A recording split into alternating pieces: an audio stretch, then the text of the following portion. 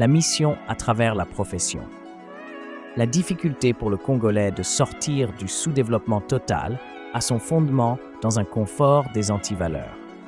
La rengaine fait mal, mais elle est vraie. Les antivaleurs se sont construites avec du fer à béton. Elles se sont incrustées progressivement avec les régimes politiques qui se sont succédés. Les politiciens à la tête du pays n'ont pas su endiguer les vagues propulsées par les corruptions, les concussions et tout le cortège de malheurs qui se sont abattus sur les Congolais. Au contraire, ils ont donné l'exemple, s'illustrant comme des ennemis de leur peuple, comme les maîtres tout-puissants, impitoyables et non justiciables. Madame la Première ministre n'avait pas tort d'administrer sa ration dominicale à ces politiciens qui s'ouvrirent la grotte d'Ali Baba.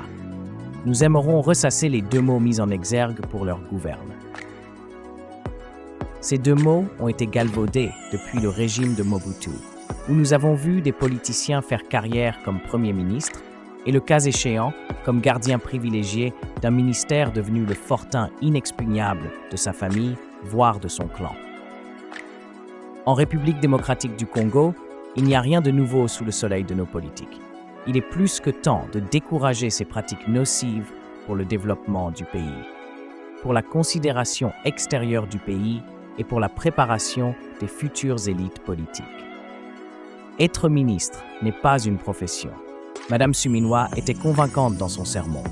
Elle était sincère quand elle proclamait cet aphorisme vertueux, mais elle n'a pas dit toute la vérité aux apprenants.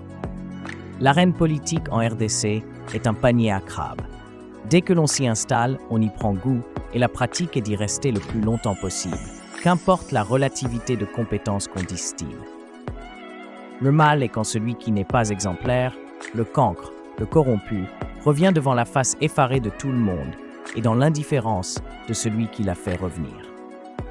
La profession érode la mission quand le professionnel n'invente plus rien, mais est maintenu par la force des réseaux qu'il a installés. Nous espérons que la Première ministre avait ajusté ses tirs dans ce prisme. Le décor est symptomatique d'une profession qui rapporte une bonne rémunération, une place sociale en vue, et malheureusement, tout cela ne correspond pas à la compétence, gage d'une intégrité morale.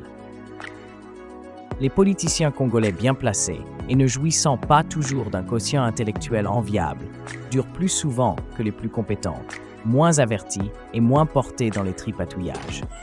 Disons-le sans embâge, maintenir les ministres pendant longtemps dans les gouvernements fait d'eux des professionnels, des passionnés par accident de la politique. Ils drainent dans cette passion tous leurs talents naturels qui ne sont toujours pas dans l'intérêt collectif. Les ministres ont certains privilèges qui les rendent addictifs au luxe, à l'ostentation que la nation leur permet par le biais d'une gratuité des dépenses. L'État doit prendre des précautions utiles pour ne pas faciliter un délitement moral quelquefois involontaire chez les ministres gestionnaires.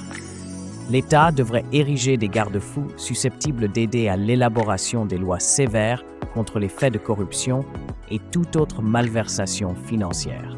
L'État établirait un contrat de performance pour chaque ministre en une année et pourrait arrêter son mandat si les critères désignés ne sont pas remplis.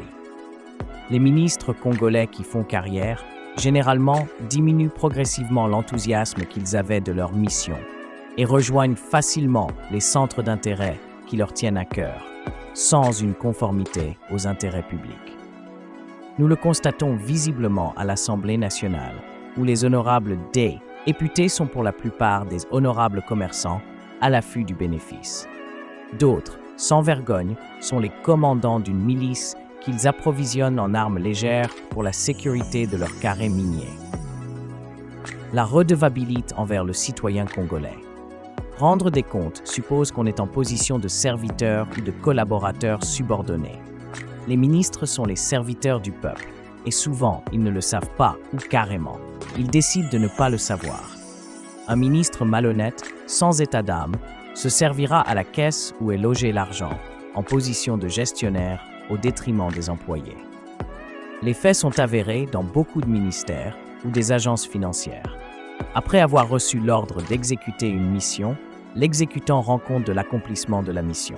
Cet acte va attester s'il a atteint les objectifs assignés à la mission. L'acte induit la prise de décision dans un court terme. Les résultats de cet acte engagent la responsabilité du missionnaire et de celui qui a demandé la mission pour le bénéfice du groupe. Au cas où cette mission a failli, la faute incombe aux responsables qui doivent payer, car des tâches n'ont pas été bien définies ou n'ont pas été totalement remplies. La redevabilité pèse plus sur la mission que sur la profession. Prenons une analogie banale pour nous en convaincre. Dans un magasin, le vendeur doit plaire au client et vanter son produit qu'il doit évacuer coûte que coûte. Un vendeur désagréable ou voleur aura des difficultés d'atteindre sa mission, qui est de concourir à la réputation du magasin et surtout de plaire aux clients grâce à un service et des produits de qualité. Sa profession ne fera pas long feu. Si le gouvernement est un grand magasin, ses membres et ses chefs sont la première ministre et le chef d'État. Les Congolais et les Congolaises sont les clients qui cherchent qu'il leur soit offert au présent des services et des produits de qualité qui satisfassent leurs besoins. La mission du gouvernement est noble et appartient aux plus intègres. Une leçon difficile à retenir. La leçon qui planche sur la mentalité congolaise est une équation à plusieurs inconnus. Le Congolais a du mal à exhumer les indices utiles pour démêler les chevaux. À croire que la nature extraordinaire et riche que Dieu lui a donnée a jeté un mauvais sort sur ses bénéficiaires. Du temps de Mobutu, la zaïrianisation avait déterré les démons de l'immaturité, de l'irresponsabilité et de l'égocentrisme. Avec Kabila Kanambe, les milliards ont fait irruption, les cadres et la famille autour du chef imitant son exemple. On prit d'assaut les îles Canaries et les autres banques discrètes pour dissimuler les milliards des Congolais. La période de Tshisekedi dévoile des amis et des politiciens qui raffolent des millions du contribuable. Et les voleurs ne sont pas loin. Ils sont connus et ont la chance de crécher aux endroits providentiels pour se faire la malle. Restaurer la mentalité est le plus grand défi pour la population congolaise, à tous les niveaux. Les sensibilisations sur cette thématique aiguë doivent continuer et que les responsables n'oublient pas que redevabilité et exemplarité vont ensemble. Au revoir et au prochain épisode.